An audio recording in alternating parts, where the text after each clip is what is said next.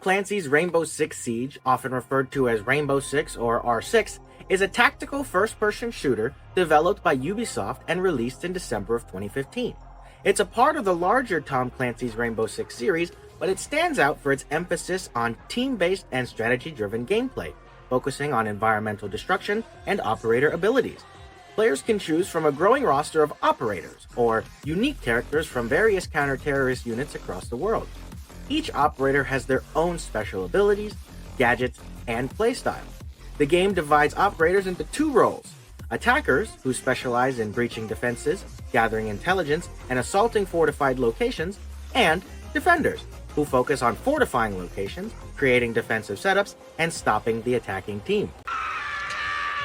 Lock it down! Lock it down!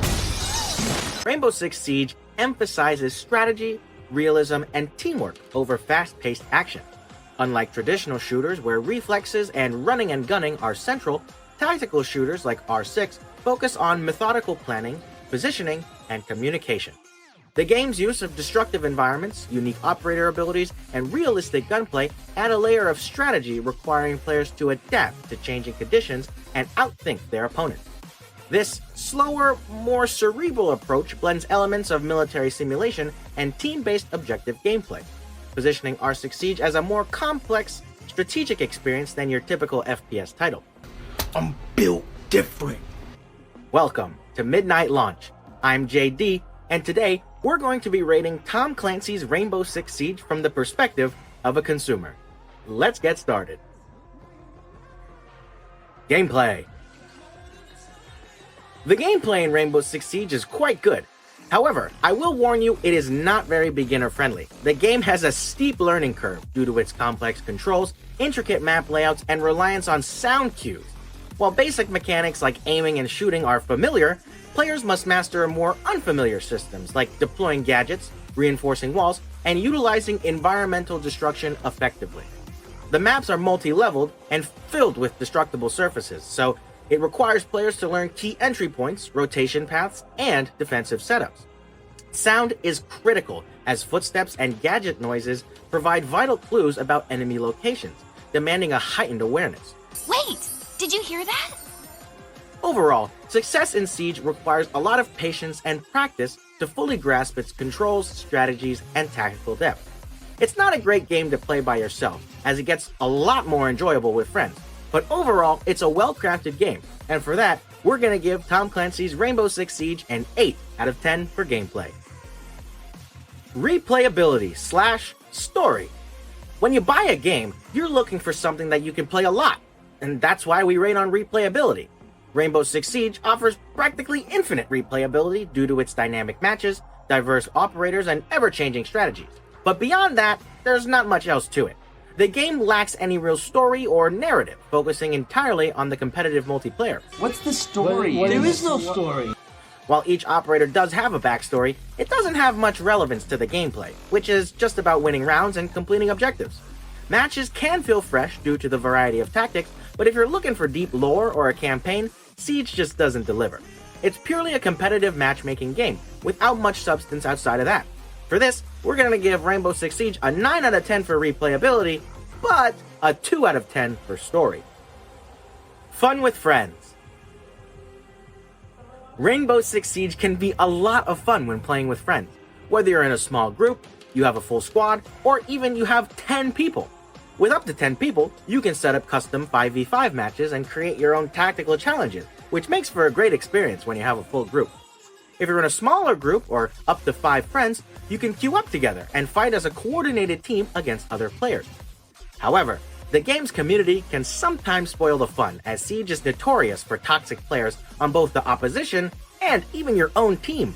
They may harass you or insult you if your skill doesn't meet their expectations.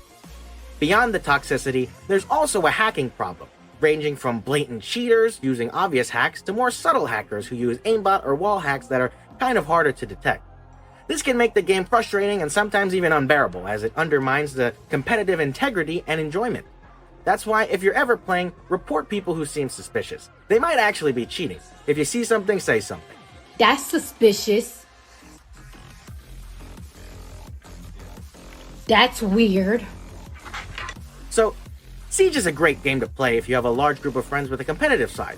However, because of the toxicity and the hacking problem, we're gonna settle with giving Rainbow Six Siege a 7 out of 10 for fun with friends. I mean, come on, I get anti-cheat updates every week, but still go against hackers almost every day? Something's up. Technical specs. Rainbow Six Siege has relatively modest tech specs for a modern tactical shooter, allowing it to run smoothly at 1080p and 60 frames per second on mid-tier hardware. The minimum system requirements include Windows 10 or 11 with an AMD Ryzen 3 1200 at 3.1 GHz or an Intel Core i5 4590 at 3.3 GHz. You'll need at least 8 GB of RAM, along with a video card like the AMD RX 460 or the NVIDIA GeForce GTX 750 Ti to handle the game's graphics. It also requires 85.5 GB of available storage on an SSD for smoother performance, and it utilizes DirectX 12 for optimal graphical processing. These requirements make Siege accessible to a wide range of PCs, while still delivering good visuals and performance. For this, we're gonna give R6 Siege a 7 out of 10 for tech specs. Value for money. At $20 for the base game, Rainbow Six Siege offers a solid deal, especially considering the amount of gameplay you can get out of it. You can easily rack up 20 plus hours of gameplay. The cost per hour value is great, but the game's microtransactions, battle pass, and subscription model cast a shadow over it. Ubisoft seems intent on squeezing every bit of money that they can from players through their cosmetics, which are locked behind the microtransactions, and they often feel overpriced. Give me all your money. The battle pass is particularly frustrating, as it doesn't even reward you enough in-game currency to afford the next season's battle pass, unlike games like Fortnite, where you can buy it once and you can earn enough currency to buy the next season's battle pass.